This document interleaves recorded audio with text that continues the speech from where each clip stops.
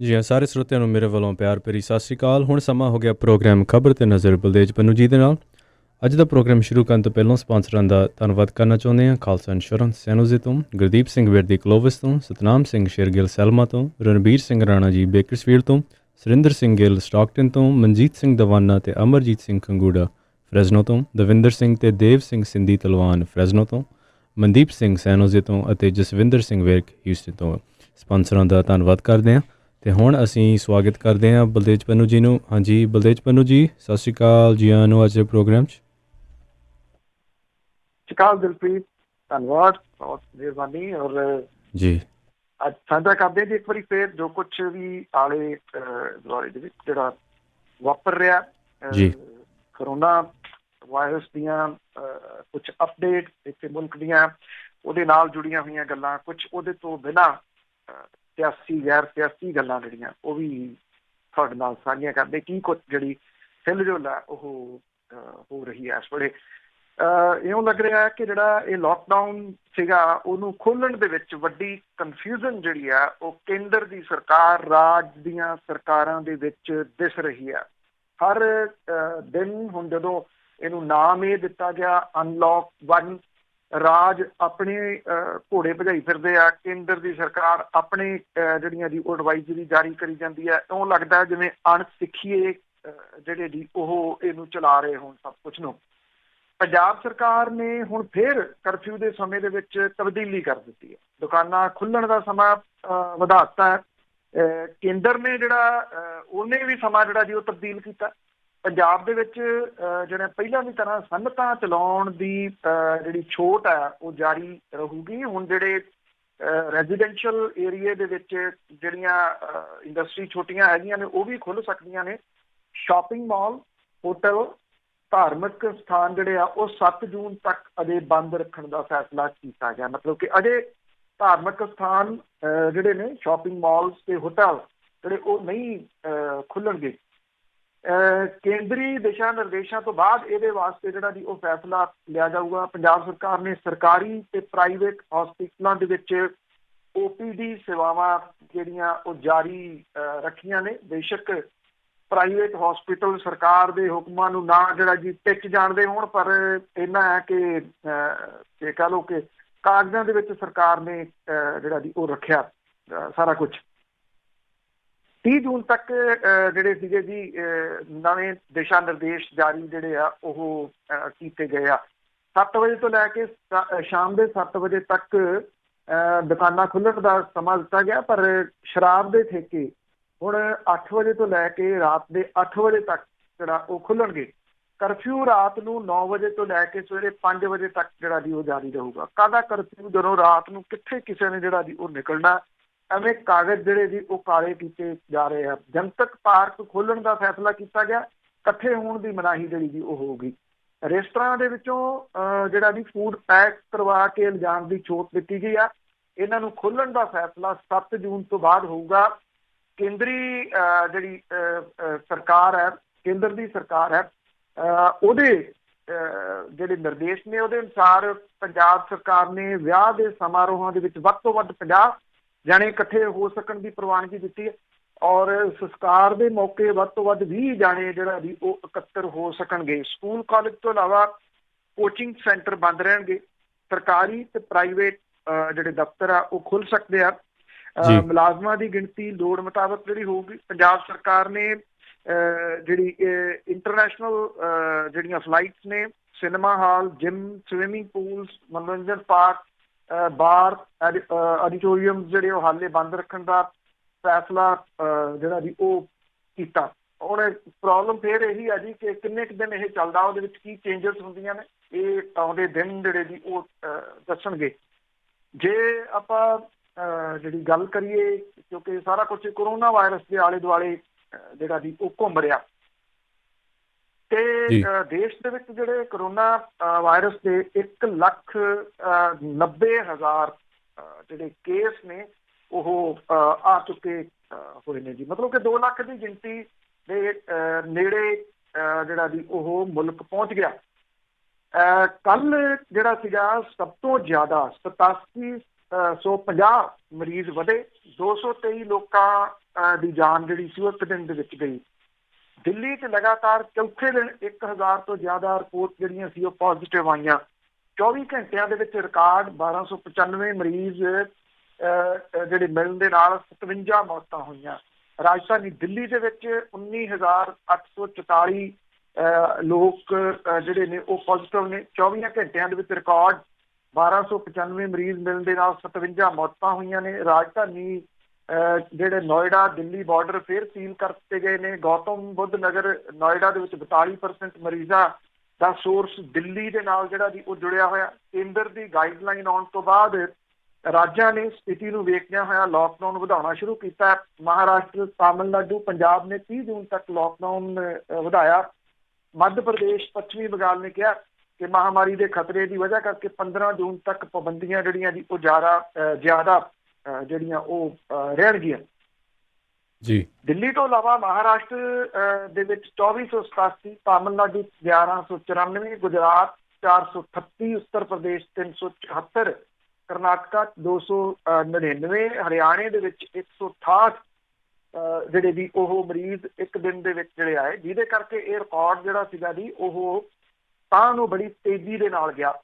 ਮਹਾਰਾਸ਼ਟਰ ਦੇ ਵਿੱਚ ਹੁਣ 67,655 ਲੋਕ ਜਿਹੜੇ ਵੀ ਤੋਂ ਪੀੜਤ ਨੇ। ਦੂਜਾ ਨੰਬਰ ਤਾਮਿਲਨਾਡੂ ਦਾ ਔਰ 22,333, ਤੀਜਾ ਦਿੱਲੀ ਦਾ 19,844 ਤੇ ਗੁਜਰਾਤ ਇਸ ਤੋਂ ਅੱਗੇ ਆ 16,700 ਤੇ 94 ਜਿਹੜੇ ਵੀ ਉਹ ਮਰੀਜ਼ਾਂ ਦੇ ਨਾਲ।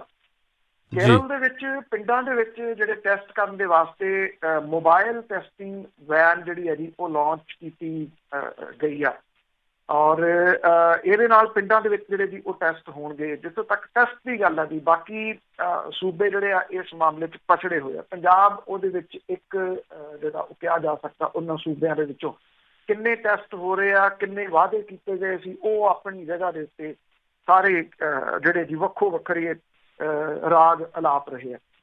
ਪੰਜਾਬ ਦੇ ਵਿੱਚ ਜੇ ਆਪਾਂ ਗੱਲ ਕਰੀਏ ਤਾਂ 24 ਘੰਟਿਆਂ ਦੇ ਦੌਰਾਨ ਇੱਕ ਹੋਰ ਮੌਤ ਹੋਈ ਹੈ, ਜਿਹਦੇ ਨਾਲ ਮਰਨ ਵਾਲਿਆਂ ਦੀ ਗਿਣਤੀ 45 ਹੋ ਗਈ ਹੈ। ਪਠਾਨਕੋਟ ਜ਼ਿਲ੍ਹੇ ਦੇ ਵਿੱਚ ਇਹ ਵਿਅਕਤੀ ਦੀ ਮੌਤ ਹੋਈ ਹੈ।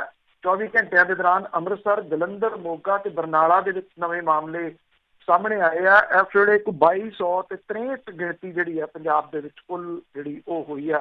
ਇਹ ਹੈਲਥ ਮਿਨਿਸਟਰੀ ਦੇ ਵੱਲੋਂ ਜਾਰੀ ਅੰਕੜੇ ਨੇ, ਜਿਨ੍ਹਾਂ ਨੇ ਇਹ ਗੱਲ ਕਹੀ ਹੈ ਕਿ ਇੱਕ ਹਫ਼ਤੇ ਤੋਂ ਸੂਬੇ ਦੇ ਵਿੱਚ ਇਸ ਤਰ੍ਹਾਂ ਦੇ ਮਾਮਲੇ ਸਾਹਮਣੇ ਆਏ ਆ ਜਿੱਥੇ ਪੀੜਤ ਵਿਅਕਤੀ ਨੂੰ ਲਾਗ ਲੱਗਣ ਦੇ ਸਰੋਤ ਬਾਰੇ ਕੋਈ ਤੱਥ ਸਾਹਮਣੇ ਨਹੀਂ ਆਇਆ।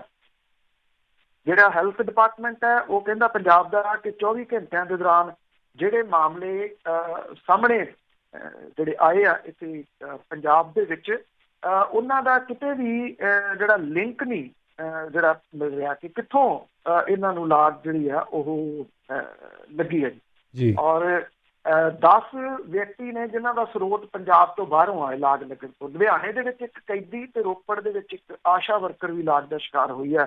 ਸਿਹਤ ਵਿਭਾਗ ਨੇ ਜਿਹੜੇ ਨਵੇਂ ਇਹ ਸਾਹਮਣੇ ਆਏ ਨੇ ਇਹਨੂੰ ਦੇਖਦਿਆਂ ਹੋਇਆ ਜੂਨ ਤੇ ਜੁਲਾਈ ਮਹੀਨਿਆਂ ਦੇ ਦੌਰਾਨ ਜ਼ਿਆਦਾ ਸਾਵਧਾਨੀ ਵਰਤਣ ਦੀਆਂ ਹਦਾਇਤਾਂ ਦਿੱਤੀਆਂ ਨੇ। ਸੂਬੇ ਦੇ ਵਿੱਚ ਕਰੋਨਾ ਵਾਇਰਸ ਤੋਂ ਠੀਕ ਹੋਣ ਵਾਲਿਆਂ ਦੀ ਗਿਣਤੀ ਵੀ ਇਹ ਦੱਸਿਆ ਗਿਆ ਕਿ ਵੱਧ ਰਹੀ ਆ ਔਰ ਇਹ ਅੰਕੜਾ 90% ਤੋਂ ਵੱਧ ਦੱਸਿਆ ਗਿਆ। ਸਰਕਾਰੀ ਜਿਹੜੇ ਵੀ ਉਹਦੇ ਰਿਕਾਰਡਾਂ ਦੇ ਮੁਤਾਬਕ ਸੂਬਾ ਇਹ ਕਹਿੰਦਾ ਕਿ 1987 ਵਿਅਕਤੀ ਜਿਹੜੇ ਵੀ ਉਹ ਠੀਕ ਹੋਇਆ ਤੇ ਕੱਲ ਵੀ 20 ਜਣਿਆਂ ਨੂੰ ਹਸਪਤਾਲ ਤੋਂ ਜਿਹੜੀ ਆ ਉਹ ਛੁੱਟੀ ਦਿੱਤੀ ਗਈ ਆ ਜੀ। ਪਿਛਲੇ ਦਿਨਾਂ ਦੇ ਵਿੱਚ ਜਦੋਂ ਮਾਮਲਾ ਇਹ ਸਾਹਮਣੇ ਆਇਆ ਕਿ ਜਿਹੜਾ ਬਿਜਲੀ ਦੇ ਬਿੱਲ ਜਿਹੜੇ ਆ ਜੀ ਉਹ ਲਾਏ ਜਾ ਰਹੇ ਆ ਕਿਸਾਨਾਂ ਦੇ, ਤਾਂ ਇਹਦਾ ਤਕੜਾ ਵਿਰੋਧ ਜਿਹੜਾ ਸੀਗਾ ਜੀ ਉਹ ਹੋਇਆ। ਜਿਹੜੀਆਂ ਦੋ ਪਾਰਟੀਆਂ ਸੀਗੀਆਂ ਉਹਨਾਂ ਨੇ ਵਿਰੋਧ ਕੀਤਾ। ਆਮ ਆਦਮੀ ਪਾਰਟੀ ਜਿਹੜੀ ਅਫੀਸ਼ੀਅਲ ਵਿਰੋਧੀ ਧਿਰ ਆ ਉਹਨਾਂ ਵੀ ਵਿਰੋਧ ਕੀਤਾ। ਅਕਾਲੀ ਦਲ ਬਾਦਲ ਨੇ ਵੀ ਵਿਰੋਧ ਜਿਹੜਾ ਉਹ ਕੀਤਾ। ਪਰ ਕਿਉਂਕਿ ਕਾਂਗਰਸ ਦੀ ਇੱਕ ਪਾਲਿਸੀ ਆ ਕਿ ਕਾਂਗਰਸ ਜਿਹੜੀ ਆ ਉਹ ਅਕਾਲੀ ਦਲ ਨੂੰ ਵਿਰੋਧੀ ਧਿਰ ਮੰਨਦੀ ਆ, ਉਹ ਅਕਾਲੀ ਦਲ ਨੂੰ ਉਭਾਰਦੀ ਆ ਵਿਰੋਧੀ ਧਿਰ ਦੇ ਤੌਰ ਦੇ ਉੱਤੇ।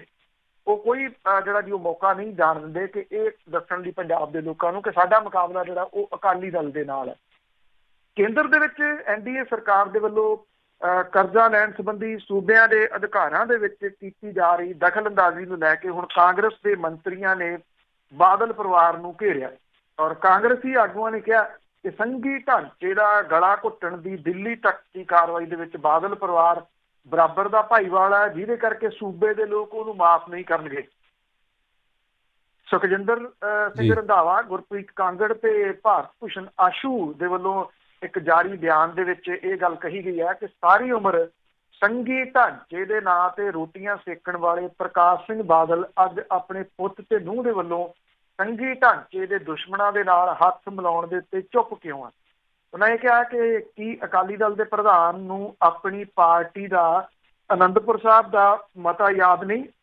ਆਪਣੇ ਆਪ ਨੂੰ ਸੂਬਿਆਂ ਦੇ ਅਧਿਕਾਰਾਂ ਦੀ ਰਾਖੀ ਦਾ ਚੈਂਪੀਅਨ ਅਖਵਾਉਣ ਵਾਲਾ ਅਕਾਲੀ ਦਲ ਕੁਰਸੀ ਮੋਹ ਖਾਤਰ ਕੇਂਦਰ ਦੀ ਸਰਕਾਰ ਤੇ ਨਾ ਸਿਰਫ ਚੁੱਪ ਹੈ, ਬਲਕਿ ਉਹਦੀਆਂ ਚਾਲਾਂ ਦੇ ਵਿੱਚ ਬਰਾਬਰ ਦਾ ਭਾਈਵਾਲ ਹੈ। ਇਹਨਾਂ ਮੰਤਰੀਆਂ ਦੇ ਵੱਲੋਂ ਲਿਖੀ ਚਿੱਠੀ ਦੇ ਵਿੱਚ ਇਹ ਗੱਲ ਕਹੀ ਗਈ ਹੈ ਕਿ ਕੇਂਦਰ ਨੇ ਆਪਣੀ ਹੱਦ ਪਾਰ ਕਰਦਿਆਂ ਸੂਬਿਆਂ ਦੇ ਕਰਜ਼ਾ ਲੈਣ ਦੇ ਅਧਿਕਾਰ ਦੇ ਵਿੱਚ ਬੇਲੋੜੀ ਦਖਲਅੰਦਾਜ਼ੀ ਕੀਤੀ ਹੈ। ਅਕਾਲੀ ਆਗੂ ਕੇਂਦਰ ਦੇ ਫੈਸਲੇ ਦਾ ਵਿਰੋਧ ਕਰਨ ਦੀ ਜਗ੍ਹਾ ਬਿਜਲੀ ਬਿੱਲਾਂ ਬਾਰੇ ਬੇਬੁਨਿਆਦ ਗੱਲਾਂ ਕਰਕੇ ਲੋਕਾਂ ਨੂੰ ਗੁੰਮਰਾਹ ਕਰਨ ਦੀ ਸਾਜ਼ਿਸ਼ ਜਿਹੜਾ ਜੀ ਉਹ ਰਚ ਰਹੇ ਆ। ਉਹਨਾਂ ਨੇ ਇਹ ਕਿਹਾ ਕਿ ਮੁੱਖ ਮੰਤਰੀ ਪਹਿਲਾਂ ਹੀ ਸਪਸ਼ਟ ਕਰ ਚੁੱਕੇ ਆ ਕਿ ਜਦੋਂ ਤੱਕ ਉਹ ਸੱਤਾ ਦੇ ਵਿੱਚ ਨੇ ਕਿਸਾਨਾਂ ਨੂੰ ਮੁਫਤ ਬਿਜਲੀ ਜਿਹੜੀ ਹੈ ਜੀ ਉਹ ਮਿਲਦੀ ਰਹੂਗੀ। ਇਹਨਾਂ ਆਗੂਆਂ ਨੇ ਕਿਹਾ ਕਿ ਪ੍ਰਕਾਸ਼ ਸਿੰਘ ਬਾਦਲ ਹੋਰੀ ਇਸ ਮਾਮਲੇ ਦੇ ਉੱਤੇ ਚੁੱਪੀ ਤੋੜਨ ਤੇ ਹਰਸਿਮਰਤ ਬਾਦਲ ਜਿਹੜੀ ਆ ਉਹ ਵਜ਼ਾਰਤ ਤੋਂ ਅਸਤੀਫਾ ਦੇਵੇ। ਅਸਲ 'ਚ ਪੰਜਾਬ ਦੀ ਜਿਹੜੀ ਸਰਕਾਰ ਹੈ ਉਹਨੇ ਫੈਸਲਾ ਤਾਂ ਇਹ ਲੈ ਲਿਆ ਸੀਗਾ ਕਿ ਉਹਨਾਂ ਨੇ ਜਿਹੜਾ ਬਿਜਲੀ ਦੇ ਬਿੱਲ ਜਿਹੜੇ ਜੀ ਉਹ ਲਾ ਦੇਣੇ, ਪਰ ਇਹ ਮਾਮਲਾ ਬਾਹਰ ਆਉਣ ਤੋਂ ਬਾਅਦ ਜਿਹੜਾ ਸੀਗਾ ਉਹ ਸਿਆਸੀ ਰੰਗਤ ਅਖਤਿਆਰ ਕਰ ਗਿਆ। ਲਾ ਤਾਂ ਦੇਣੇ ਆ ਇਹਨਾਂ ਨੇ, ਇਹਦੇ 'ਚ ਕੋਈ ਸ਼ੱਕ ਵਾਲੀ ਗੱਲ ਨਹੀਂ, ਕਿਉਂਕਿ ਜਿਹੜੀਆਂ ਸ਼ਰਤਾਂ ਕੇਂਦਰ ਦੀ ਸਰਕਾਰ ਨੇ ਲਾਤੀਆਂ ਨੇ, ਕੇਂਦਰ ਦੀ ਸਰਕਾਰ ਨੂੰ ਨਾ ਕਰ ਸਕਣਾ ਇਹ ਕੈਪਟਨ ਅਮਰਿੰਦਰ ਸਿੰਘ ਹੋਰਾਂ ਦੇ ਵੀ ਵਸ ਦੇ ਵਿੱਚ ਨਹੀਂ ਜਿਹੜਾ ਵੀ ਹੈਗਾ, ਕਿਉਂਕਿ ਉਹ ਉਹਦੇ ਅਨੁਸਾਰ ਹੀ ਚੱਲਦੇ ਆ। ਬੇਸ਼ੱਕ ਬਿਆਨਾਂ ਦੇ ਵਿੱਚ ਕਾਂਗਰਸ ਜਿਹੜੀ ਜੋ ਮਰਜ਼ੀ ਕਹਿੰਦੀ ਫਿਰੇ, ਬਾਦਲ ਪਰਿਵਾਰ ਦੇ ਉੱਤੇ ਤਾਂ ਇਹ ਜਿਹੜੇ ਜੀ ਉਹ ਦੋਸ਼ ਲੱਗਦੇ ਹੀ ਨੇ, ਇਹਦੇ 'ਚ ਕੋਈ ਸ਼ੱਕ ਹੀ ਨਹੀਂ, ਕਿਉਂਕਿ ਉਹਨਾਂ ਦੀ ਭਾਈਵਾਲੀ ਵੀ ਆ ਬੀਜੇਪੀ ਦੇ ਨਾਲ। ਇਹ ਬਿਨਾਂ ਭਾਈਵਾਲੀ ਤੋਂ ਹਰੇਕ ਗੱਲ ਜਿਹੜੀ ਜੀ ਉਹ ਮੰਨ ਰਹੇ ਆ ਉਹਨਾਂ ਦੀ ਜਿਹੜੇ ਆਪਣੇ ਕਾਂਗਰਸ ਦੀ ਸਰਕਾਰ ਦੇ ਮੁਖੀ ਜਿਹੜੇ ਨੇ ਕੈਪਟਨ ਅਮਰਿੰਦਰ ਸਿੰਘ ਹੋਰੀ। ਤੋ ਹਾਲਾਂਕਿ ਜਿਹੜੇ ਕਿਸਾਨ ਨੇ ਉਹ ਆਪਣੀ ਜਗ੍ਹਾ ਦੇ ਉੱਤੇ ਜਿਹੜੀ ਇਹਦੀ ਐਜੀਟੇਸ਼ਨ ਵਗੈਰਾ ਉਹਨਾਂ ਨੇ ਜਿਹੜੀ ਹੈ ਉਹ ਸ਼ੁਰੂ ਕੀਤੀ ਹੋਈ ਆ, ਥਾਂ ਥਾਂ ਦੇ ਉੱਤੇ ਉਹ ਮੁਜ਼ਾਹਰੇ ਜਿਹੜੇ ਜੀ ਉਹ ਕਰ ਰਹੇ ਆ। ਕਰੋਨਾ ਵਾਇਰਸ ਤੋਂ ਬਚਾਅ ਦੇ ਵਾਸਤੇ ਲੋਕਡਾਊਨ ਦੇ ਕਰਕੇ ਜਿਹੜੇ ਵਿਆਹ ਸ਼ਾਦੀਆਂ ਨੇ ਉਹ ਬਹੁਤ ਘਟੇ ਨੇ, ਫਿਰ ਵੀ ਕੁਝ ਹਿੰਮਤ ਜਿਹੜੀ ਹੈ ਜੀ ਉਹ ਲੋਕਾਂ ਦੇ ਵਿੱਚ ਦਿਸ ਰਹੀ ਆ। ਸਾਦੇ ਵਿਆਹ ਜਿਹੜੇ ਜੀ ਉਹ ਕਰਕੇ ਮਿਸਾਲਾਂ ਪੇਸ਼ ਕੀਤੀਆਂ ਜਾ ਰਹੀਆਂ ਨੇ। ਪਹਿਲਾਂ ਵਿਆਹ ਦੇ ਨਾਮ ਦੇ ਉੱਤੇ ਸੈਂਕੜੇ ਨਹੀਂ ਹਜ਼ਾਰਾਂ ਮਹਿਮਾਨਾਂ ਨੂੰ ਖੁਸ਼ ਕਰਨ ਦੇ ਉੱਤੇ ਲੱਖਾਂ ਨਹੀਂ ਕਰੋੜਾਂ ਰੁਪਏ ਖਰਚ ਕੀਤੇ ਜਾਂਦੇ ਸੀਗੇ। ਹੁਣ ਨੌਜਵਾਨ ਸਾਦੇ ਵਿਆਹਾਂ ਨੂੰ ਤਰਜੀਹ ਦੇ ਰਹੇ ਆ। ਬੈਂਡ ਵਾਜੇ, ਬਰਾਤ ਦੀ ਥਾਂ ਦੇ ਉੱਤੇ ਹੁਣ ਮਾਸਕ, ਸੈਨੀਟਾਈਜ਼ਰ, ਜਿਹੜੀ ਫਿਜ਼ੀਕਲ ਡਿਸਟੈਂਸ ਹੈ ਉਹ ਜਗ੍ਹਾ ਲੈ ਰਹੀ ਆ। ਵਿਆਹ ਦੀਆਂ ਰਸਮਾਂ ਦੇ ਵੇਲੇ ਨੇੜਲੇ ਰਿਸ਼ਤੇਦਾਰ ਹਾਜ਼ਰ ਰਹਿੰਦੇ ਆ। ਉੜੀਸਾ ਦੇ ਜਿਹੜਾ ਜਗਤ ਸਿੰਘਪੁਰ ਜ਼ਿਲ੍ਹੇ ਦੇ ਵਿੱਚ ਜਿਹੜਾ ਜੀ ਇਹ ਸਾਦੇ ਵਿਆਹ ਹੋਏ ਨੇ, ਔਰ ਜਿਹੜੇ ਜਿਨ੍ਹਾਂ ਸਾਦੇ ਵਿਆਹ ਕਰਾਏ ਨੇ ਉਹ ਕਹਿੰਦੇ ਉਹਨਾਂ ਦਾ ਤਾਂ ਪੈਸਾ ਜਿਹੜਾ ਜੀ ਉਹ ਬਚ ਗਿਆ। ਪਰ ਪਤਾ ਨਹੀਂ ਮਹਾਂਮਾਰੀ ਆ ਜਾਂ ਲੋਕਾਂ ਨੂੰ ਅਕਲ ਕੁਛ ਜਿਹੜੀ ਆ ਜੀ ਉਹ ਆਈ ਆ। ਬਹੁਤ ਸਾਰੇ ਲੋਕ ਪਹਿਲਾਂ ਹੀ ਜਿਹੜਾ ਜੀ ਕਹਿੰਦੇ ਰਹੇ ਆ ਕਿ ਲੋਕਾਂ ਨੂੰ ਸਾਦੇ ਵਿਆਹਾਂ ਵੱਲ ਜਿਹੜਾ ਜੀ ਉਹ ਪਰਤਣਾ ਪਊਗਾ, ਕਿਉਂਕਿ ਇੱਥੇ ਪੰਜਾਬ ਦੀ ਜੇ ਆਪਾਂ ਗੱਲ ਕਰੀਏ ਤਾਂ ਪੰਜਾਬ ਦੇ ਵਿੱਚ ਕਿਸਾਨੀ ਖੁਦਕੁਸ਼ੀਆਂ ਦਾ ਇੱਕ ਕਾਰਨ ਜਿਹੜਾ ਜੀ ਉਹ ਮਹਿੰਗੇ ਵਿਆਹ, ਮੈਰਿਜ ਪੈਲਸਾਂ ਦੇ ਵਿੱਚ ਜਾ ਕੇ ਵਿਆਹ ਕਰਨੇ, ਅੱਡੀਆਂ ਚੁੱਕ ਕੇ ਫਾਹਾ ਜਿਹੜਾ ਜੀ ਉਹ ਲੈਣਾ ਇੱਕ ਕਾਰਨ ਜਿਹੜਾ ਜੀ ਉਹ ਵੱਡਾ ਰਿਹਾ।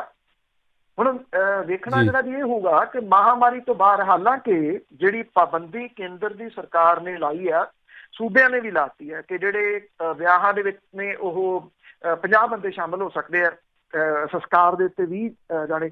ਆਈ ਥਿੰਕ ਇਹ ਪਾਬੰਦੀਆਂ ਜਿਹੜੀਆਂ ਇਹ ਪਰਮਾਨੈਂਟ ਲੱਗਣੀਆਂ ਚਾਹੀਦੀਆਂ ਨੇ ਕਿ ਜੇ ਵਿਆਹਾਂ ਦੇ ਉੱਤੇ ਪਾਬੰਦੀ ਇਹ ਪਰਮਾਨੈਂਟ ਕਿਤੇ ਲਾਗੂ ਜਿਹੜੀ ਹੁੰਦੀ ਆ ਤਾਂ ਪੰਜਾਬ ਵਰਗਾ ਕਰਜ਼ਾਈ ਸੂਬਾ ਜਿਹਦੇ ਵਿੱਚ ਲੋਕ ਕਰਜ਼ਾਈ ਨੇ, ਲੀਡਰ ਤਾਂ ਕਰਜ਼ਾਈ ਨਹੀਂ, ਲੋਕ ਕਰਜ਼ਾਈ ਨੇ, ਲੋਕ ਇਸ ਕਰਜ਼ ਪੁਣੇ ਤੋਂ ਥੋੜਾ ਹੀ ਰਾਹਤ ਜਿਹੜੀ ਜੀ ਉਹ ਲੈ ਸਕਦੇ ਆ।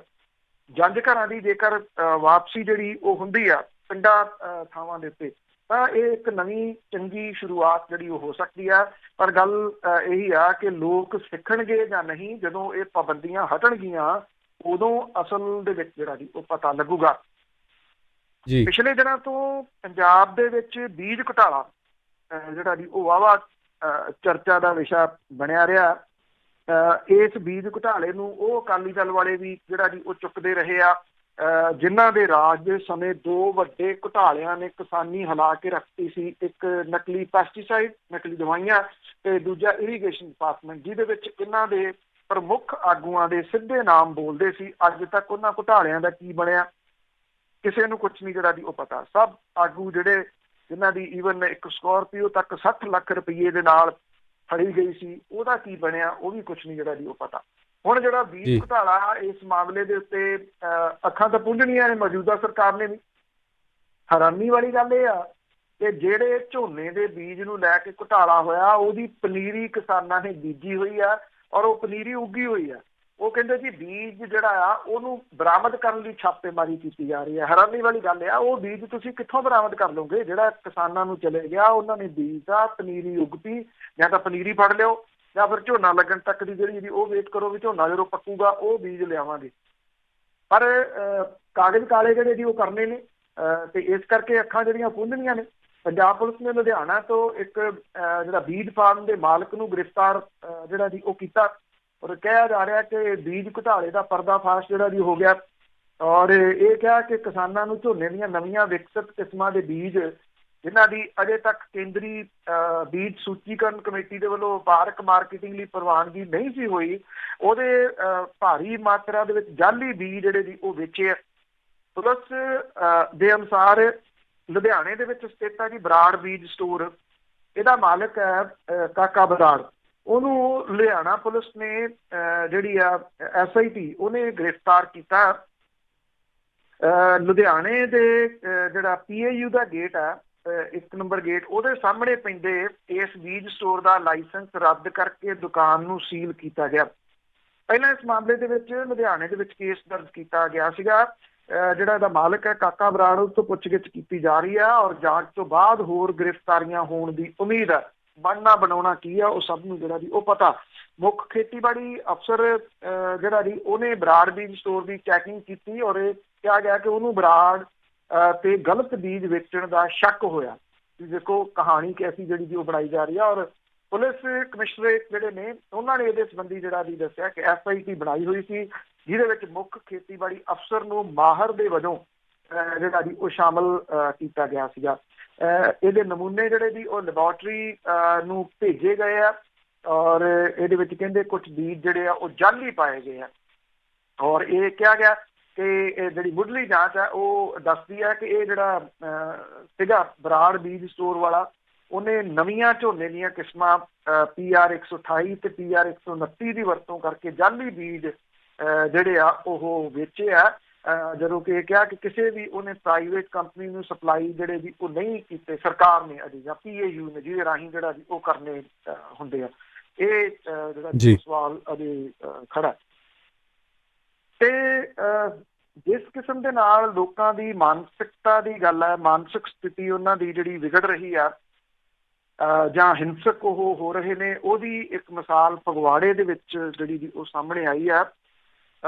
ਮੁਹੱਲਾ ਓਂਕਾਰ ਨਗਰ ਹੈ, ਜਿੱਥੇ ਇੱਕ ਪ੍ਰਵਾਸੀ ਜੋੜਾ, ਬਜ਼ੁਰਗ ਜਿਹੜਾ ਜੋੜਾ ਸੀਗਾ ਜੀ, ਕੈਨੇਡਾ ਰਹਿੰਦੇ ਨੇ ਉਂਝ ਇਹ, ਇੱਥੇ ਆਏ ਤੇ ਲੋਕਡਾਊਨ ਦੇ ਵਿੱਚ ਫਸ ਗਏ।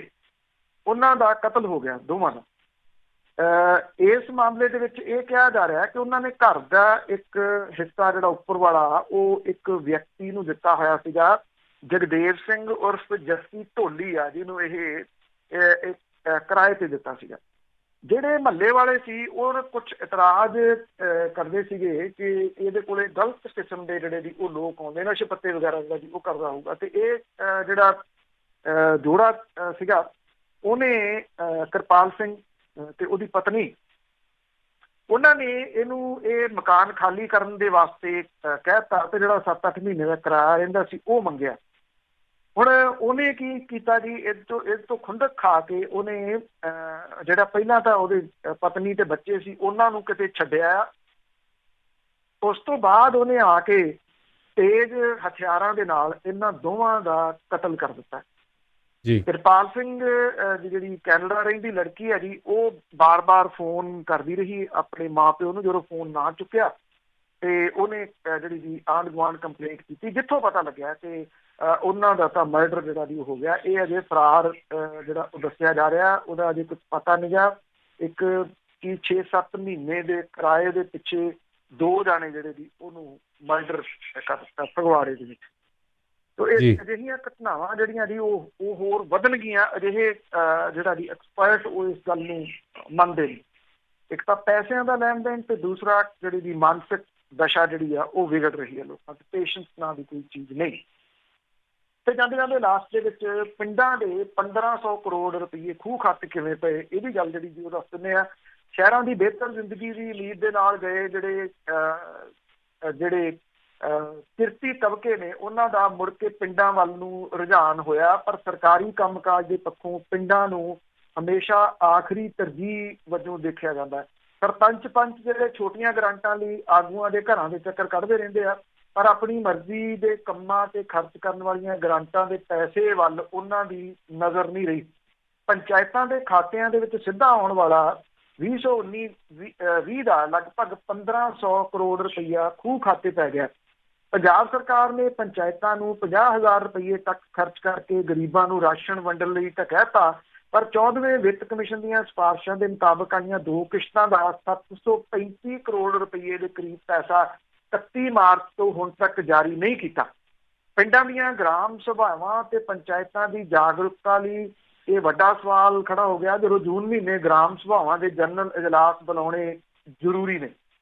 14ਵੇਂ ਵਿੱਤ ਕਮਿਸ਼ਨ ਮੁਤਾਬਕ ਪਿੰਡਾਂ ਨੂੰ ਆਬਾਦੀ ਦੇ ਲਿਹਾਜ਼ ਦੇ ਨਾਲ ਪੈਸਾ ਮਿਲਣਾ ਸੀ। ਕਮਿਸ਼ਨ ਦੀਆਂ ਸਿਫਾਰਿਸ਼ਾਂ ਤੇ ਅਮਲ ਦਾ ਸਮਾਂ ਸਾਲ 15-16 ਤੋਂ ਸ਼ੁਰੂ ਹੋ ਕੇ 2019-20 ਤੱਕ ਖਤਮ ਹੋ ਗਿਆ। ਇਹ ਗ੍ਰਾਂਟਾਂ 6 ਮਹੀਨੇ ਬਾਅਦ ਆਉਂਦੀਆਂ ਨੇ।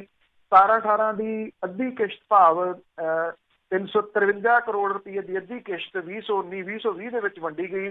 ਅਗਲੀ ਅੱਧੀ ਕਿਸ਼ਤ ਹਾਲੇ ਜਾਰੀ ਨਹੀਂ ਹੋਈ। 18-19 ਦੀ ਅੱਧੀ 382 ਕਰੋੜ ਦੀ ਕਿਸ਼ਤ ਵੀ ਸਰਕਾਰੀ ਖਜ਼ਾਨੇ ਦੇ ਵਿੱਚ ਅਟਕੀ ਆ। ਇੱਕ ਜਿਹੜਾ ਦੀ ਸੀਨੀਅਰ ਅਧਿਕਾਰੀ ਆ ਉਹ ਇਹ ਕਹਿੰਦਾ ਕਿ ਸਮਾਂ ਪੂਰਾ ਹੋਣ ਕਰਕੇ ਹੁਣ 3 ਕਿਸ਼ਤਾਂ ਦਾ ਪੈਸਾ ਕੇਂਦਰ ਤੋਂ ਨਹੀਂ ਮਿਲੂਗਾ। ਨਿਯਮਾਂ ਦੇ ਅਨੁਸਾਰ ਕੇਂਦਰ ਦੇ ਵੱਲੋਂ ਜਾਰੀ ਹੋਇਆ ਪੈਸਾ 15 ਦਿਨਾਂ ਦੇ ਅੰਦਰ ਅੰਦਰ ਪੰਚਾਇਤਾਂ ਦੇ ਖਾਤੇ ਦੇ ਵਿੱਚ ਜਮ੍ਹਾਂ ਹੋਣਾ ਚਾਹੀਦਾ। ਜੇ ਸੂਬਾ ਸਰਕਾਰ ਇਹ ਪੈਸਾ ਜਮ੍ਹਾਂ ਨਹੀਂ ਕਰਵਾਉਂਦੀ ਤਾਂ 15 ਦਿਨਾਂ ਪਿੱਛੋਂ ਵਿਆਜ ਸ਼ੁਰੂ ਹੋ ਜਾਂਦਾ। ਸੂਬਾ ਸਰਕਾਰ ਕੇਂਦਰ ਨੂੰ ਵਿਆਜ ਦੇ ਰਹੀ ਹੈ, ਪਰ ਪਿੰਡਾਂ ਦਾ ਪੈਸਾ ਦੇਣ ਲਈ ਤਿਆਰ ਨਹੀਂ। ਹੈਰਾਨਗੀ ਵਾਲੀ ਗੱਲ ਇਹ ਆ ਕਿ ਕਾਹਦੀ ਸਰਕਾਰ, ਕਿਹੜੇ ਤਰੀਕੇ ਦੇ ਨਾਲ ਸਰਕਾਰ ਚਲਾਈ ਜਾ ਰਹੀ ਹੈ। ਸਾਰੀ ਚੀਜ਼ ਜਿਹੜੀ ਜੀ ਉਹ ਸਮਝ ਤੋਂ ਪਰੇ ਆ।